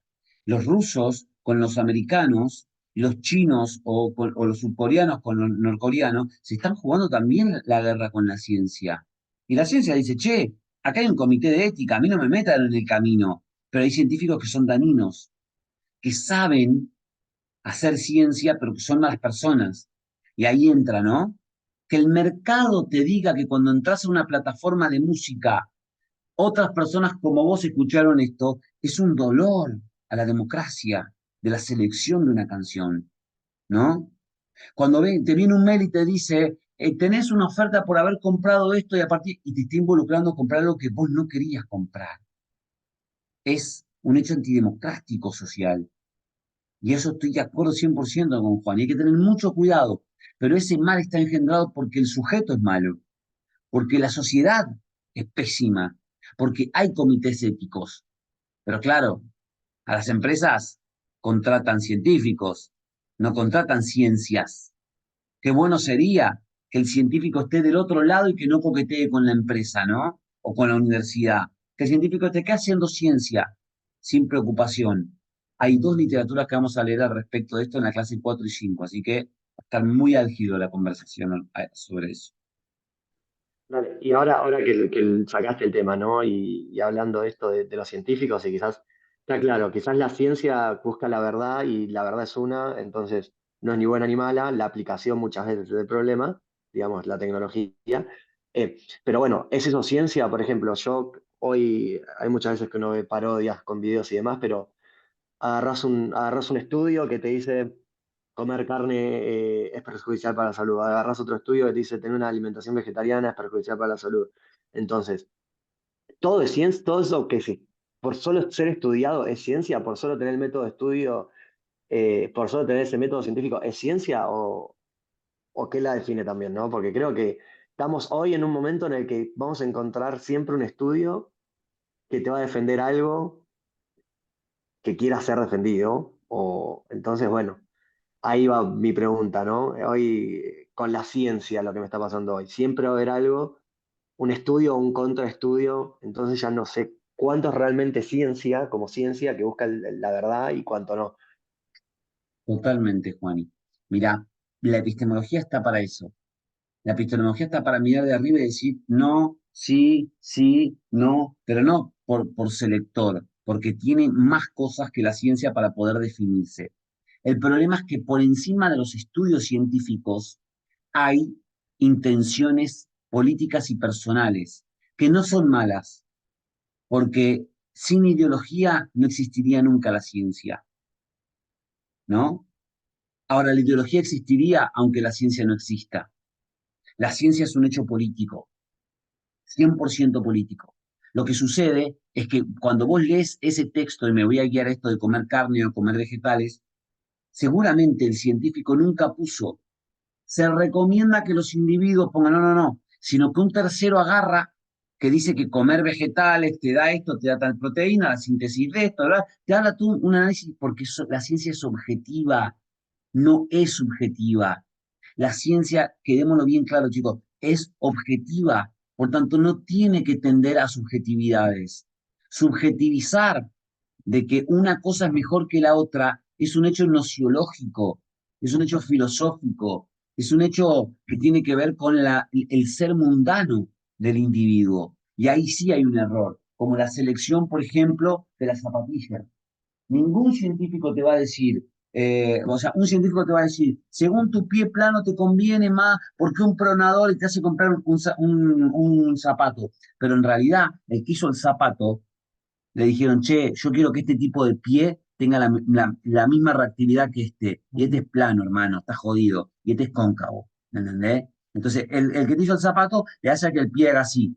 Y lo hizo parecido, pero después este zapato te lo venden para esta persona. Y después vienen los problemas. Pero la investigación científica es objetiva, ¿no? El ser humano es dañino. Bueno, es tan dañino que todavía existen bombas, que lo vamos a ver mucho más adelante, de químicas que nos pueden lacerar muchísimo y cuando a alguien se le antoja apretar el maldito botón rojo, somos pólvora. Y eso también lo hizo la ciencia, ¿no? Los científicos. Fidelito Martínez Álvarez dice al respecto, en su tesis doctoral, se puede afirmar que entre muchos autores existe el consenso de reconocer diferencias cualitativas entre los conceptos de nocio y episteme.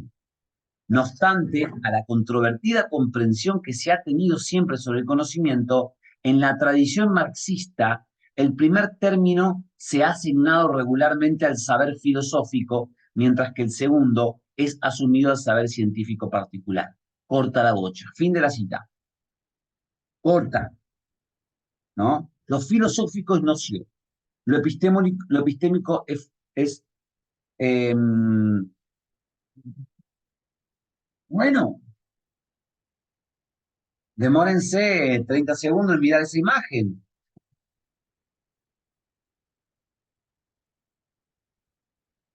Y yo les pregunto,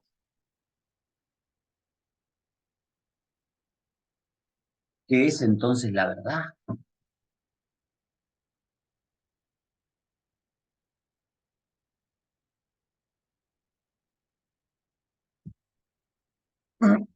Discúlpenme.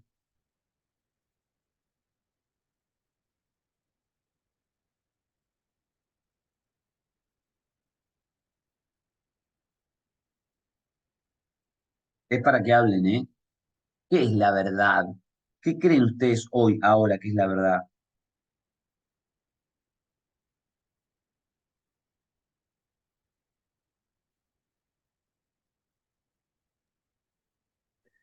Perdón, a ver, en teoría tendría, la verdad, todos tendríamos que poder llegar a la misma, ¿no?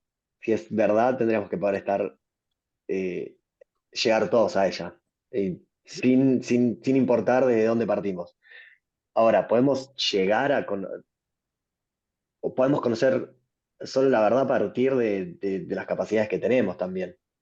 Digamos, yo puedo ver algo rojo y decir eso es rojo, pero en realidad lo veo solo así porque mis ojos tienen la capacidad de verlo rojo, pero también puede tener un montón de otras cosas que otros animales lo ven de otra manera. Entonces, yo solo puedo ver la verdad a partir de mi verdad como ser humano.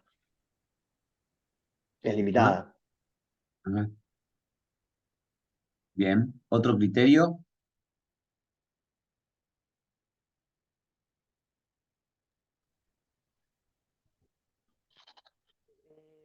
Para mí puede ser, o sea, lo entiendo como la afirmación de algo justificada o no, a veces científicamente, a veces tal vez culturalmente. Esto es verdad porque no sé, se hace así o de tal o cual manera. Y muchas veces esa verdad puede ser que no esté justificada científicamente, por así decirlo, sino por, tal vez por la repetitividad, se repite por la cultura que tenemos, y esto es así y esto es así, es verdad, es así. O sea, a veces está justificado o no, pero me parece que, o creo, o sea, sin tener ningún concepto tal vez claro, o sea, es lo que se me viene ahora a la cabeza, pero eh, creo que mi idea va por ahí. Muy bien, muy bien. Yo les traigo algunos referentes primero filosóficos de grandes pensadores, no de mundanos, que nos van a hablar un poquito sobre lo que creen que es la verdad. Nietzsche en La pérdida de la dignidad, texto que yo deseo que todo sujeto lea en su vida, porque es tremendo, porque es tremendo, tremendo, tremendo. Nietzsche decía que todo aquello que nos lleva a la felicidad es verdad, ya que es el bien más preciado de la vida humana. Interesante, ¿no? Nietzsche hablando de que la verdad te genera felicidad. Generalmente la gente que anda por el mundo haciendo el bien, pensemos, va desposeído mayoritariamente de emergentes materiales y siempre se va riendo. ¿No les parece? Cuando encontramos a esa gente satisfactoria con el mundo, esa gente que ama la naturaleza, que ama las flores, que ama los animales, se ríe, va emanando alegría, es solidaria, no te pregunta de dónde sos ni cómo sos, sino cómo te sentís. Ese hipismo de los 70, ¿no? Que se vestían libre, que eran amables, que vivían en colectividad. Eso es felicidad. Y fíjate que al decir de Nietzsche, es lo que te acerca a la naturaleza. Eso es verdad, lo que te acerca a la naturaleza, lo que te empareja con otros y otras que aunque no sean de tu misma especie, son parte del proceso.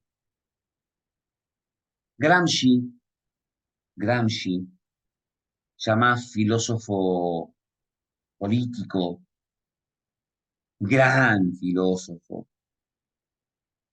persona que vivió muy poco tiempo, corrido por sus ideales, decía, decir la verdad es siempre un hecho revolucionario. Entonces yo quiero acá con una metáfora que suelo utilizar siempre, hacer una pregunta a ustedes. ¿Qué pasa, los Juan? Bueno, tenemos dos Juan y dos Mayra al final, falta un Nahuel nomás.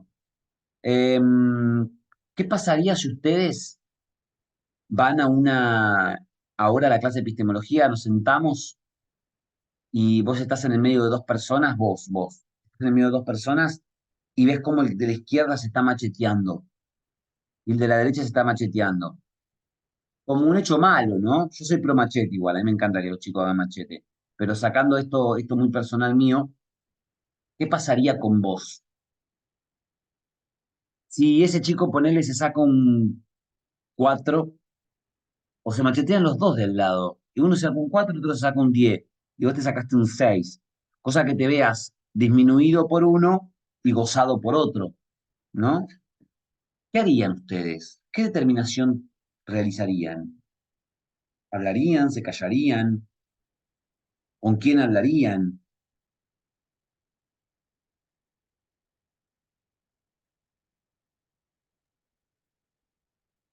Yo no hablaría con ninguno, es una cuestión, decisión de cada uno. Sí, a mí no me perjudica en nada. Pensá un poco más, Mayra, ¿no te perjudica en nada?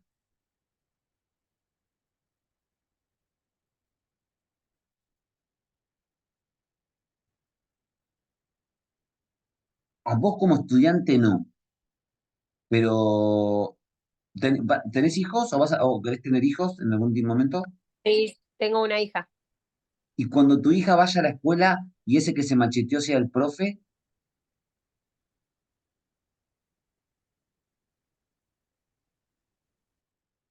¿no perjudica a tu hija?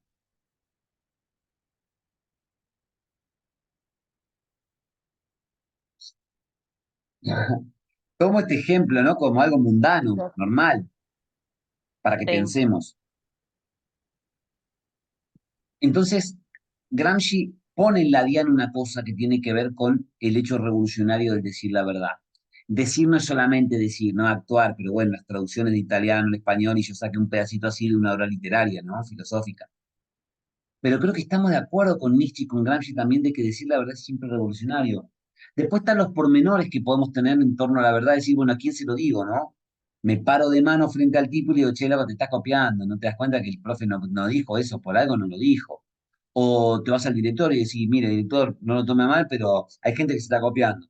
Pero decime el nombre, porque si no, no, yo no digo nombre, digo que hay gente que está... O vas a la profe y decís, che, profe, mirá, ya estoy harto, o sea, yo me la paso estudiando, o no me importa realmente que no le saque, pero hay gente que está, hace algo vos, porque vos también sos, ¿no? Y darle, o sea, decir la verdad.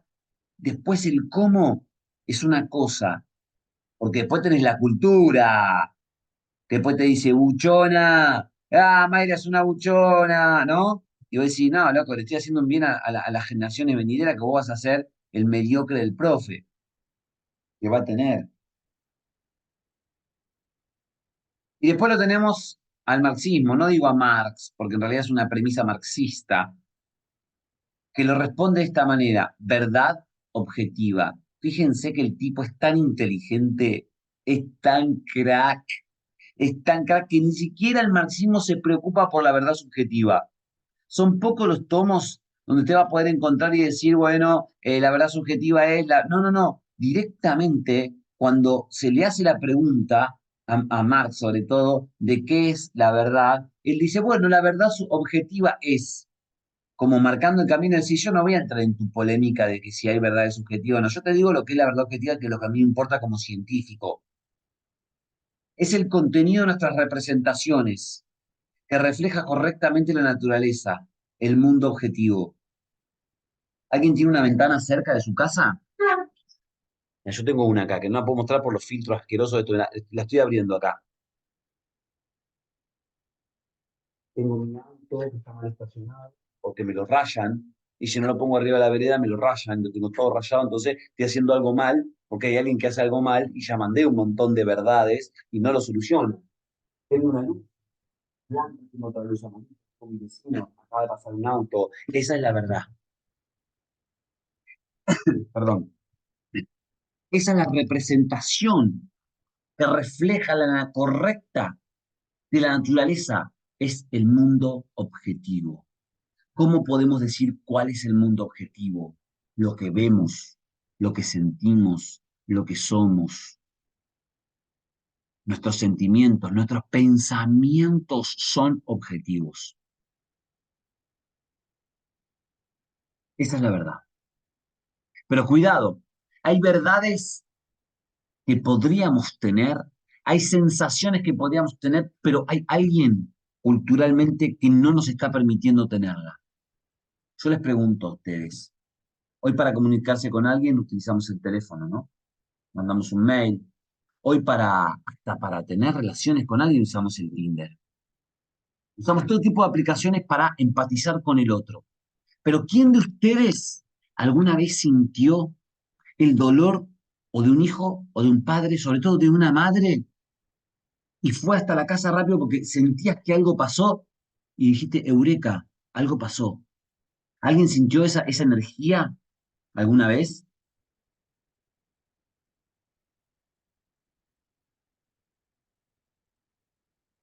¿Nadie?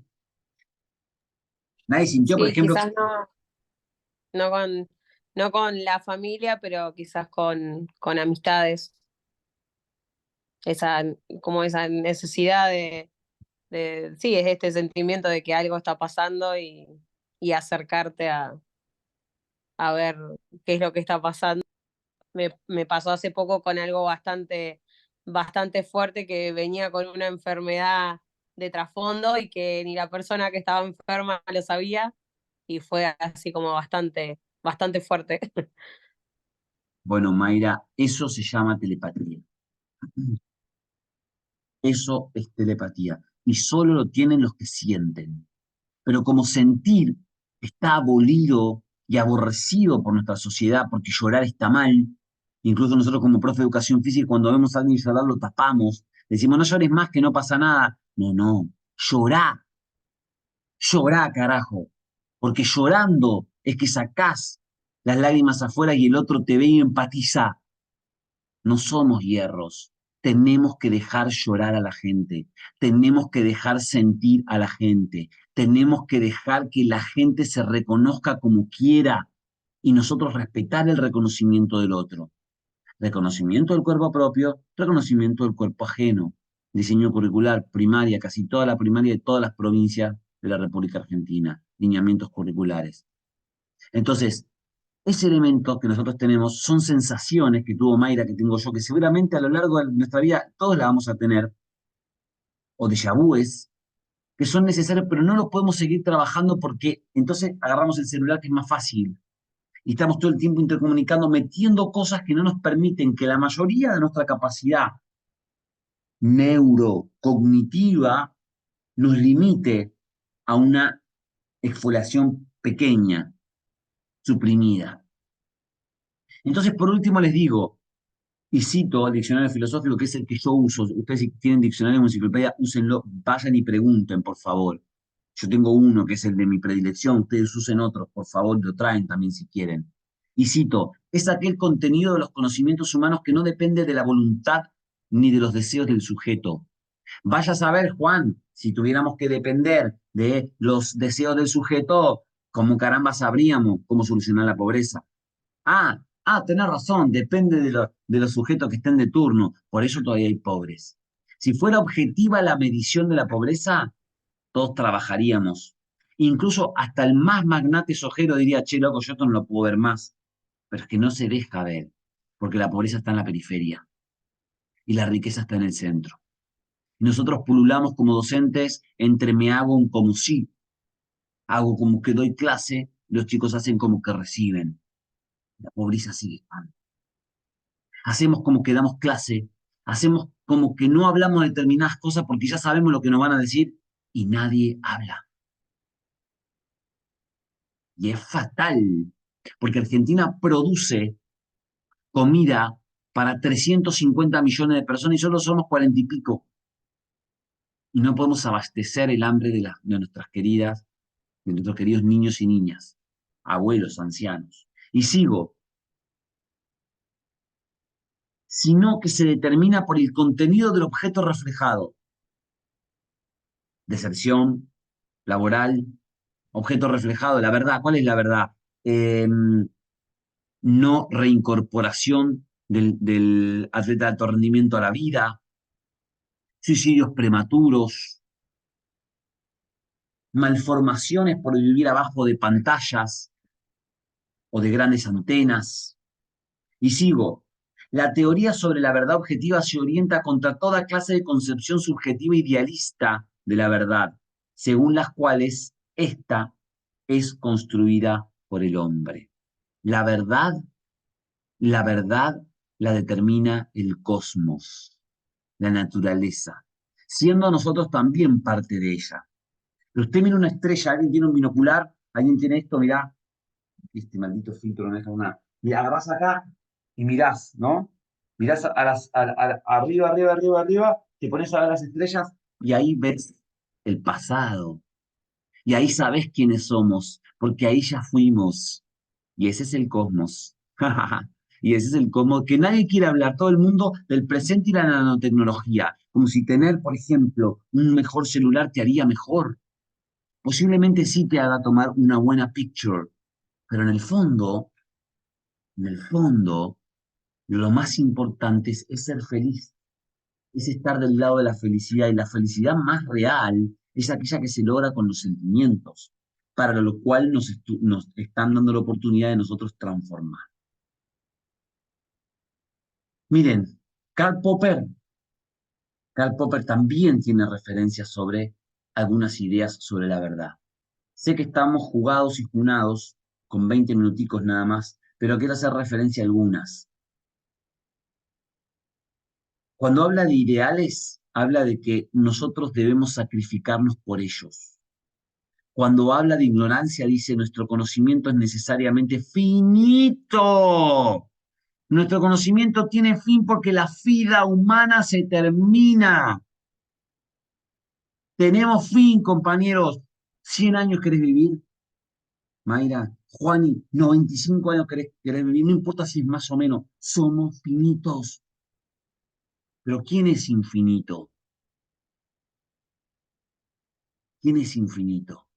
La ignorancia es infinita, que tenemos nosotros por creernos superiores. Y entonces necesitamos esfuerzo para salir adelante y reconocer las verdades objetivas. Karl Popper dice, quizás esté yo equivocado y tú en lo cierto, quizás con un esfuerzo a la verdad nos acerquemos. En todas las frases habrá un elemento de la verdad. Pero hay que tener permiso, ¿no? Y esfuerzo de querer hablar con aquel que no me coquetea y no me quiere. Pero es imposible. No, es imposible hablar de tal manera que no se pueda ser malintencionado porque en sí el código humano permite eso. Tenemos que comenzar, muchachos. Karl Popper lo dice, comencemos ya, es hora. La ciencia debe comenzar con los mitos y con la crítica a los mitos. No hay manera de salir adelante si no vamos al origen.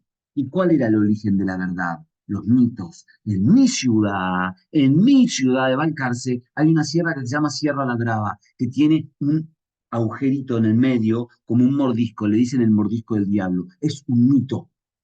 Hay que empezar por los mitos, porque gracias a pensar en los mitos, hoy llegamos a decir de que esa sierra es una de las sierras más viejas del universo. Pero tenemos que empezar por algo. Entonces tenemos que volver al origen para encontrar los límites. Pero claro, fíjense esto, chicos, fíjense, la seguridad. Tenemos que hacer planes para la libertad y no solo para la seguridad, por la única razón de que solo la libertad puede hacer segura la seguridad. Y hay gente que compra cámaras, hay estados, hay gobiernos que compran cámaras para la seguridad. Y la seguridad está en la libertad. Cuando uno es libre, no roba. Cuando uno es libre, no hace el mal. Cuando uno quiere su cuerpo, no se lacera. Entonces el problema no son las cámaras. El problema no es la seguridad siquiera. El problema es la libertad. Tenemos que hacer educación física para la libertad, para la plenitud, para las emociones. Y para eso hay que ser tolerante. Karl Popper. Debemos reclamar en nombre de la tolerancia el derecho a no tolerar a los intolerantes. ¡Wow! En nombre de la tolerancia, tenemos que reclamar el derecho a no tolerar a los tolerantes. Ese que te dice, o esa sociedad que dice, bueno, cada uno que haga lo que quiera. Bueno, él puede hacer lo que quiera mientras yo no lo haga y mis hijos no. No, no, no, no. No. No hay que tener tolerancia al tolerante. Hay que combatirlo porque la quietud, la ruptura de esa simetría es lo que te va a permitir tener verdad en tu genética. Y por último, cuidado, todos aquellos que nos prometen el paraíso en la tierra siempre nos han dado un infierno como posibilidad. Algunas ideas esenciales de Karl Popper sobre la verdad, sobre esos elementos que después de muchos años de pensar y leer, me parece que son importantes para que nosotros empezamos a comprender que la verdad está en todos lados. Y que todo, absolutamente todo lo que nosotros vemos por momentos tenemos que enjuiciarlo, criticarlo, como por ejemplo el hecho de la seguridad en Argentina que está tan en vil de todo el mundo, de todo el país. A la alegoría de la caverna ustedes la conocen, no vamos a charlar al respecto, y todos la conocen, también es un hecho más de ese chiquitico o ese sujeto que entra, ¿no? Descrito de Platón, que entra en la caverna, puede salirse y quiere y va y le dice a sus compañeros, che, loco, pero mirá que allá afuera, el tipo no le cachan una. El tipo dice, nada, nada, vos estás flasheando, no, andate, andate. ¿Qué haces vos? ¿Volvés a la cueva? ¿Qué haces vos? Te vas y te escapás para siempre sabiendo que otros van a estar viviendo la vida sin entenderla y sin conocerla. Interesante, ¿no? Que en aquellos momentos históricos ya había alguien que pensaba en la importancia del reconocimiento de la verdad. Voy a avanzar un poquito y les pido perdón, ¿no? Porque no tenemos mucho tiempo, pero todo está ya pensado y repensado en la asignatura. Permítanme, uy, se me fue. Permítanme llegar a algo que yo quería hacer con ustedes y que se los dejo de, espérenme un cachito, se los dejo de tarea, que tiene que ver que agarren un papel escrito y ustedes utilicen algunas palabras. Verdad, yo, permiso, unidad, mentira. Mentira, unidad, permiso, yo, verdad, verdad, yo, permiso, unidad, mentira. Son 5 palabras. Que elaboren un párrafo al respecto y después, en torno al ser psicológico, vamos a debatirlo. Vamos a confrontar estas ideas de cada uno de vuestros escritos. Nos despedimos entonces, chicos, obviamente antes dándole la oportunidad de que se manifiesten ustedes y digan lo que desean, con una pequeña interpretación de uno de los cosmólogos o de los creadores de la idea de encontrar en la sociedad la importancia del cosmos, como lo fue Carl Sagan. Si no lo conocen, Carl Sagan fue un personaje muy importante en la televisión y también en la literatura, porque era uno de los que dirigía las series de la saga El Cosmos y también la película, la revista Interesting, ¿no? Interesante, ¿no? La conocen, muy interesante, creo que aparece ahora, antes era muy conocida, y que tenía que ver todo con las estructuras del cosmos, ¿no? El universo y demás. Y para trabajar el tema de la verdad, él propuso un pequeño diálogo entre dos personas. El personaje uno dice, en mi garage vive un dragón que escupe fuego por la boca. Personaje 2, muéstramelo. Ambos personajes van hasta el garage, fuera de una escalera, unas latas de pintura vacía y una bicicleta vieja. No ven ningún garage y ningún dragón. Personaje 2, ¿dónde está el dragón? Personaje uno, sí, sí está. Lo que pasa es que es invisible. Personaje 2, te propongo que cubramos de harina el piso para que se marquen las huellas del dragón. No es mala idea, dice el personaje uno. Pero ocurre que este dragón flota en el aire. Personaje 2. En tal caso, usemos un sensor infrarrojo y así podemos detectar el calor del fuego que escupe por su boca. Personaje uno. Está bien, pero el fuego es invisible y no genera calor. Personaje 2. Entonces, pintemos el dragón con spray para que se vuelva visible. Personaje uno, pero es que es incorpóreo y la pintura no se le va a pegar.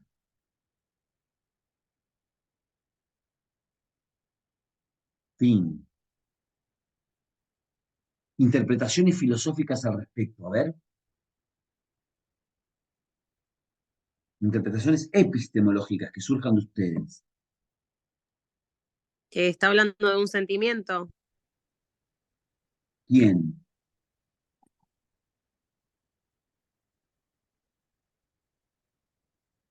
El personaje uno que podría ser la misma persona.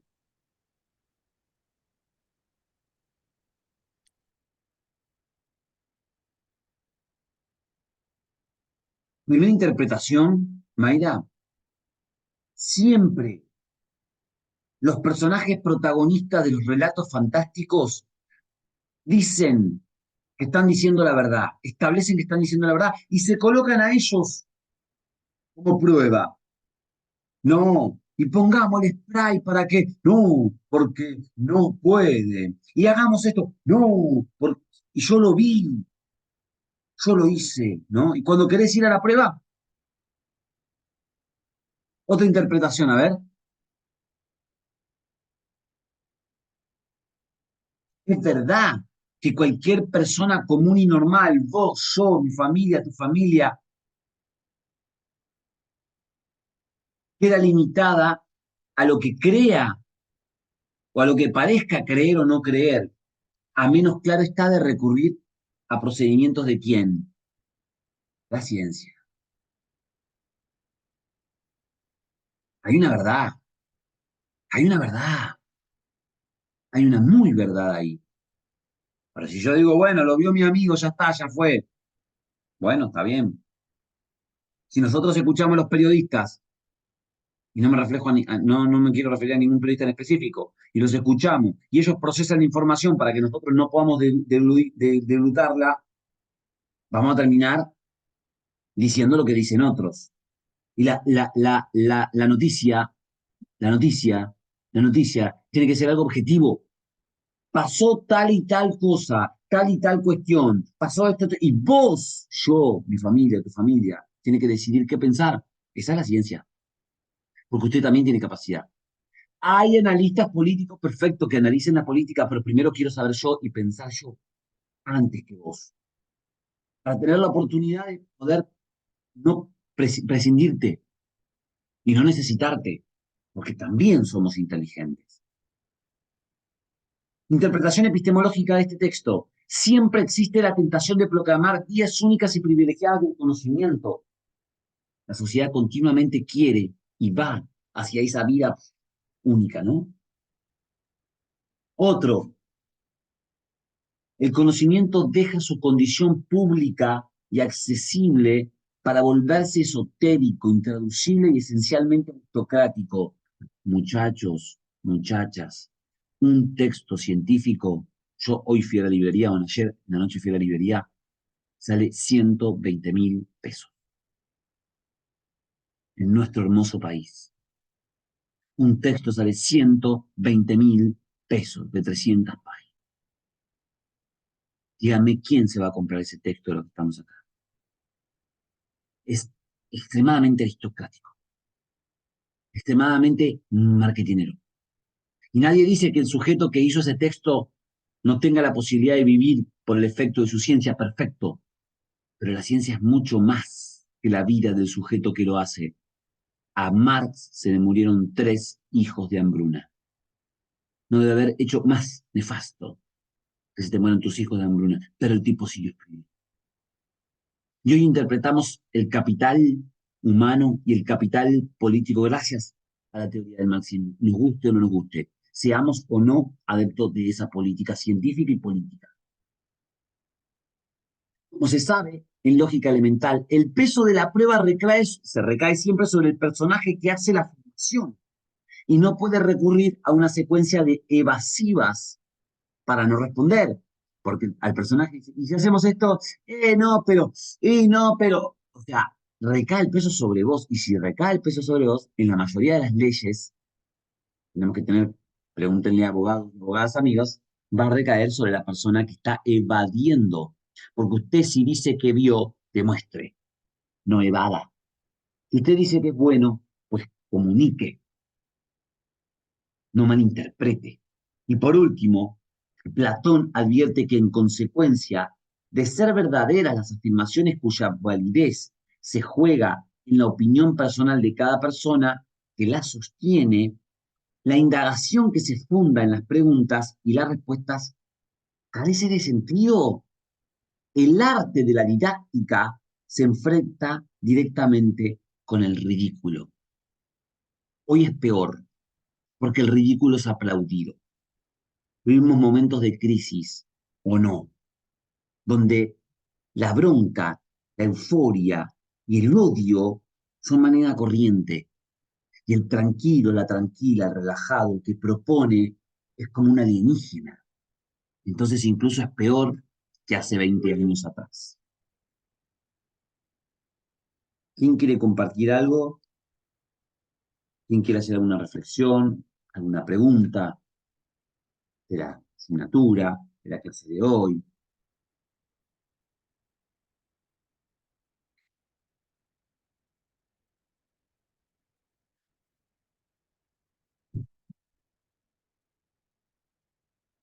Ajá.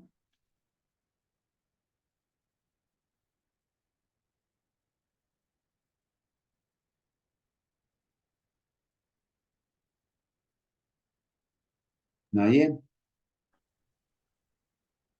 Bueno, alguna devolución, a ver, para romper un poco el hielo, así tal vez compañeros también después me hacen.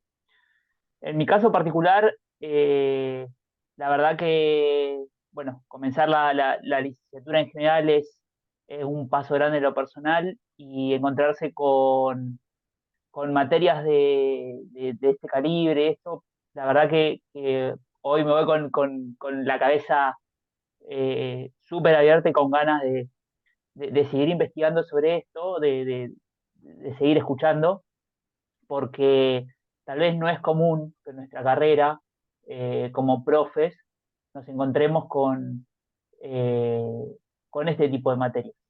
Más allá de que seguramente todos nos hemos recibido en diferentes años, diferentes institutos, diferentes realidades, eh, diferentes culturas, porque somos de diferentes partes, Ujú. eh, es súper interesante eh, escuchar, escuchar esto, porque creo que nos va a abrir a todos nuevos caminos. O sea, en lo personal,